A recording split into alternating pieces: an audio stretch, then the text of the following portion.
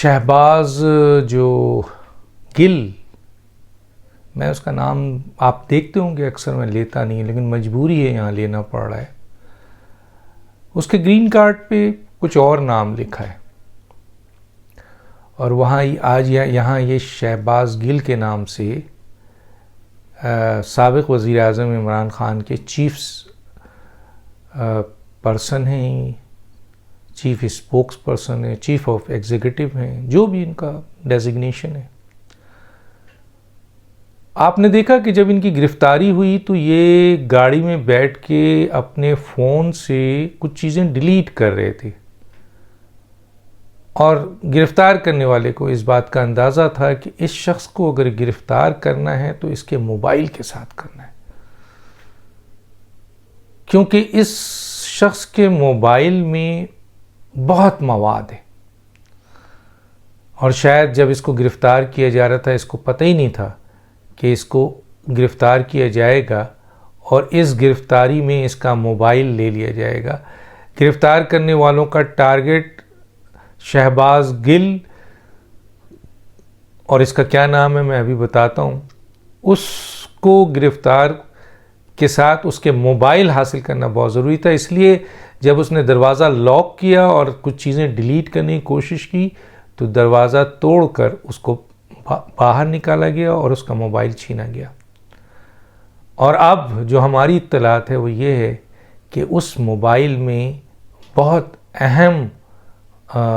جو ہے وہ مواد موجود ہے، اور اس مواد کے پیش نظر یہ کہنا کم نہیں ہوگا کہ یہ یہاں پاکستان ایک دم آیا ہے. آپ کو پتہ ہے عمران خان کے بعد یہ شخص کبھی نظر آیا تھا کسی سیاست میں؟ عمران خان کے جد و جہد میں کہیں 22 سال عمران خان کہتے ہیں، پہلے کبھی نظر آیا؟ کبھی کسی پریس کانفرنس میں، کسی جد و جہد میں، کسی میٹنگز میں، پریس کانفرنس میں ایک دم جب حکومت آئی ہے یہ شخص آیا ہے. اور اس شخص کا نام جو ہے جو گرین کارڈ میں ہے وہ شہباز گل نہیں ہے بلکہ شبیر ہے. جو میرے پاس اس کا حدود اربع ہے وہ آپ کے کہتے ہیں، اس کا نام جو ہے وہ محمد ایس، یہ شبیر نام ہے، سر نیم شبیر اور گیون نیم محمد ایس، جو کہ گرین کارڈ جو اس کا ہے اس میں موجود ہے. یہ شخص کے بارے میں کسی نے بڑے اچھے الفاظ کہے کہ یہ یہاں آنے کا اس کا مقصد پاکستان کی افواج کے خلاف پاکستان کے عوام کو کھڑا کرنا. پاکستان کی عوام تو کبھی اپنے فوج کے خلاف کھڑی نہیں ہو سکتی. اسے پتہ ہے کہ پاکستان کی فوج اور پاکستان کی عوام لازم و ملزوم ہے، دونوں کے دل ایک دوسرے کے ساتھ دھڑکتے ہیں. لیکن اس کی یہ پوری کوشش تھی کہ وہ ایک بڑا طبقہ تیار کر لے، اور اس میں کامیابی ان کو اس لیے ملی کہ بہت سارے یوتھیاز جو عمران خان کے فالوور اس لیول پر چلے گئے کہ کوئی سننا ہی نہیں چاہتے سوائے عمران کے، تو اس میں انہوں نے فوج کے خلاف باضابطہ ایک پوری پلان کے تحت اس ادارے کو نقصان پہنچانا شروع کر دیا. اچھا، کیا یہ ممکن ہے کہ یہ شبیر جو ہے عرف شہباز گل یا شہباز گل عرف شبیر عمران خان کی حکم کے بغیر یہ کچھ کر سکتا ہے؟ تو سوال ہی پیدا نہیں ہوتا ہے. اور آپ یہ دیکھیں کہ عمران خان اور شبیر یا شہباز گل دونوں اس وقت ایک دوسرے کے بالکل قریب ہیں. گویا شہباز گل کو اگر آپ اپروچ کر لیں تو عمران کو اپروچ کر لیں تو شہباز گل. اور سب سے بڑا ایڈوائزر بھی عمران خان کے ہیں، اور عمران خان جو اس کو انسٹرکشن دیتے ہیں وہی یہ کرتا ہے، اور یہ وہ ایڈوائز دیتا ہے عمران خان کو جو یہ دینا چاہتا ہے. اور دونوں کا مشترکہ جو چیز سامنے آئی ہے وہ یہ آئی ہے کہ اس موقع پہ پاکستان کی افواج کو نشانہ بنایا جائے، کمزور کیا جائے، پاکستان کی عوام کو لڑایا جائے، اپنی فوج سے اکسایا جائے، انتشار کیا جائے. اسی لیے اس کے اوپر جو ایف آئی آر کٹی ہے وہ میں آپ کو بتا دیتا ہوں. ایف آئی آر جو کٹی ہے وہ یہ ہے، اس میں 153 بھی ہے، 131 بھی ہے آپ کے، اس میں یہ اکسانے کے اوپر بھی آتا ہے۔ اب یہ جو ہے شہباز گل کے اوپر خلاف FIR میں PPC کی دفعہ 34 مشترکہ مفاد کرنے کے لیے اجتماعی طور پر جرم کا ارتکاب، 131 افواج پاکستان کو بغاوت پہ پاکستان کے کو بغاوت پہ اکسانا، 153 اعانت جرم، طلبہ کو سیاسی مقاصد حاصل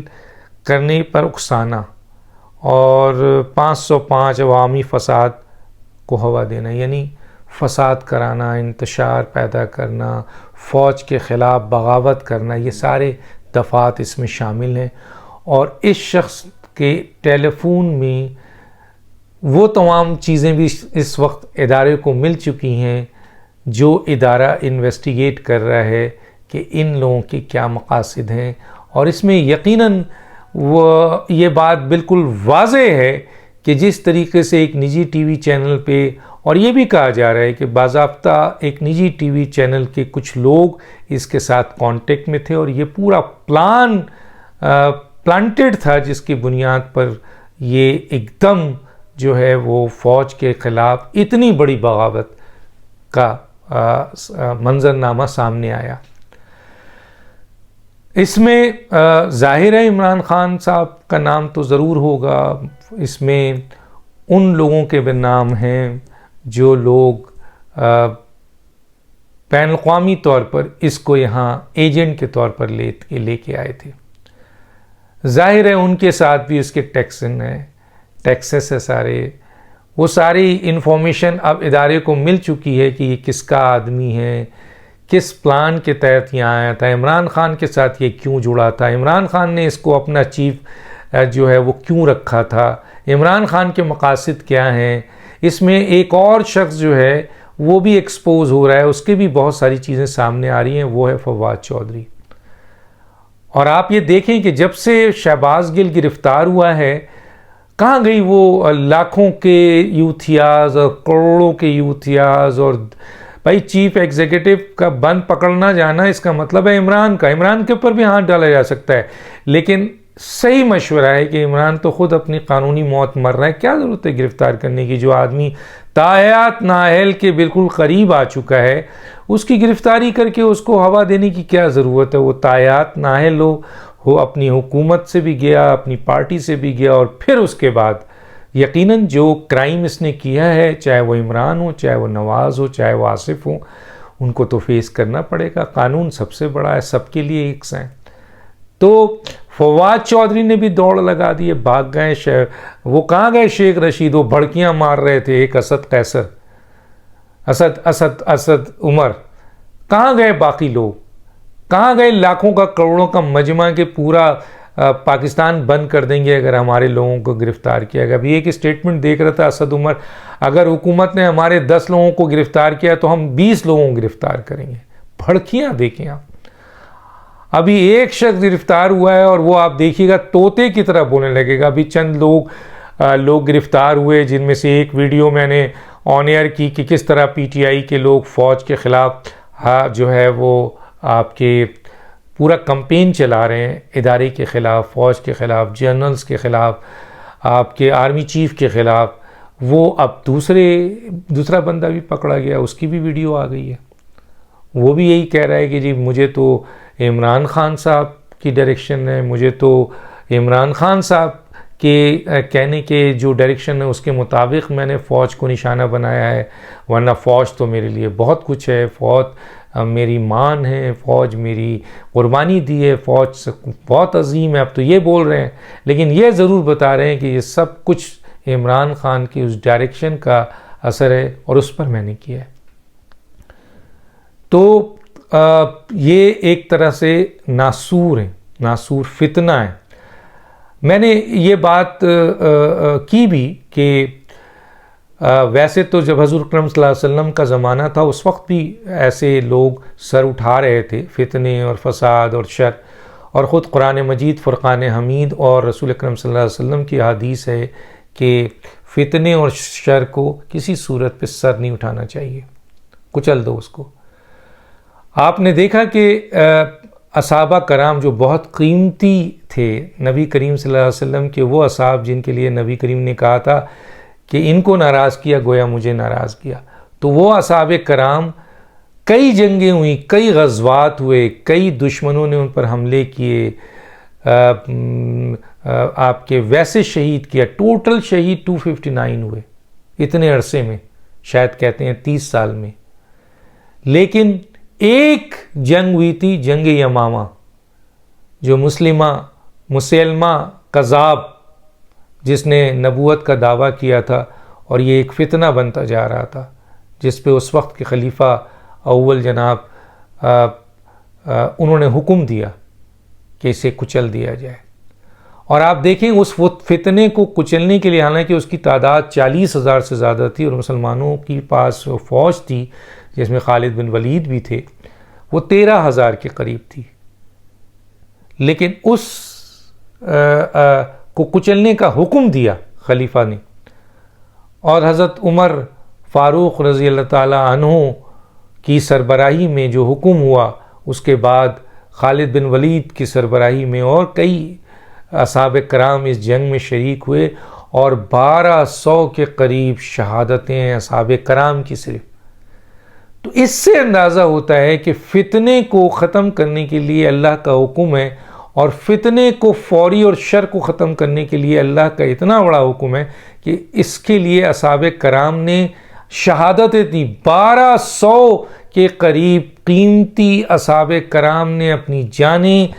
جو ہے وہ نوش فرمائی، جسٹ بیکاز کہ اس فتنے کو ختم کیا جائے، اور اس فتنے کو ختم کیا۔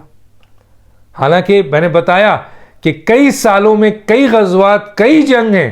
اور اصحاب ان سالوں میں اگر شہید ہوئے ہیں تو 259 ٹوٹل، اور یہاں ایک جنگ میں، تو گویا فتنے کو ختم کرنے کے لیے اللہ کا کیا حکم ہے۔ تو آج پاکستان کے خلاف، پاکستان کی فوج کے خلاف، کیونکہ آپ فوج کو توڑنا چاہ رہے ہیں، آپ کسی نے صحیح لکھا اس شخص کے بارے میں کہ یہ شبیر، یہ امپلانٹڈ ہے بین الاقوامی طاقتوں کا پاکستان میں، جس طرح مکتی باہنی جو ہے اندرونی طور پر مکتی باہنی کے لوگ تھے، انڈیا سے ملے ہوئے تھے، اور آہستہ آہستہ وہ ادارے کو توڑ رہے تھے اندر سے، آہستہ آہستہ، اور پھر ایک وقت ایسا آیا کہ کھل کر اداروں کے خلاف کارروائی۔ یہ تو ہو گیا ان کا عمل۔ اب یہ میں نے ایک بات کہی تھی، وہ میں ٹویٹ پہ وہ میں پڑھ دیتا ہوں، اور یہ فوج کا کام ہے، فوج کو اپنے ادارے کی حفاظت کرنی ہے، چاہے حکومت کرے نہ کرے، حالانکہ یہ حکومت کا کام ہے، لیکن اگر حکومت اس سلسلے میں کمزور ہے، آگے پیچھے ہے ایکشن میں، تو فوج کو اپنی پوری طاقت سے اپنے ادارے کے ایک ایک شخص کی حفاظت کرنی ہے، اپنے ڈسپلن کی حفاظت کرنی ہے، اپنے شہیدوں کی حفاظت کرنی ہے۔ یہ جو اس وقت فوج کے خلاف ایک پورا فتنہ جو کھڑا ہوا ہے، اس فتنے کو ختم کرنے کے لیے، اور اس سلسلے میں نے ایک ٹویٹ کیا، وہ میں پڑھ دیتا ہوں، اور اس کا میں نے معنی بھی بتا دیا، لیکن جو ٹویٹ کیا ہے وہ میں آپ کو بتا دیتا ہوں، اور وہ یہ ہے کہ ان کو کسی بھی صورت میں اگر فوج نے بخشا تو فوج کے لیے خطرناک ہو جائے گا۔ دیکھیے، no one but only the armed forces of Pakistan can defend and restore the sanctity of the blood of shaheed jawans and officer. In this regard, our entire nation stand behind its forces for its any action against the fifth columnist amongst us patriotic Pakistani.